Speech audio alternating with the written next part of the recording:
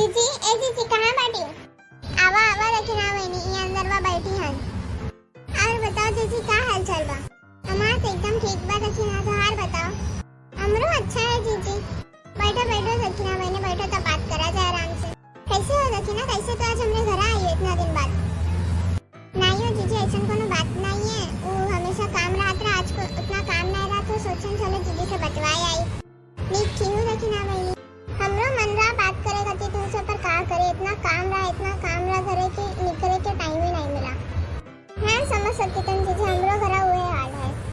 और हो दक्षिणा तोरे सास के का हाल है?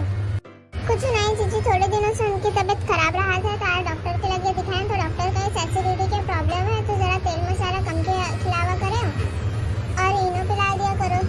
हाँ हो बहनी, आजकल तो एसिडिटी के प्रॉब्लम खुल के भवा लागे। हम तो उनसे रोज कहते हैं जीजी की जरा तेल मसाला कम खावा करो, जो सेहत के लिए नीक नहीं बा, लेकिन हमें सुनते नहीं है। चलो जीजी हम जाए, बहुत लेट हो गवा है, बाद में तुमसे बात करें। हाँ ठीक है बहनी, जाओ और अपने सास के भी ख्याल रखो। जीजी चले जाए तो न बिना माँ, बाद में तुमसे मिला। दोस्तों वीडियो पसंद आया हो तो लाइक शेयर और सब्सक्राइब करना मत भूलिएगा। ऐसे ही हम हमारी और नई नई वीडियोस लेकर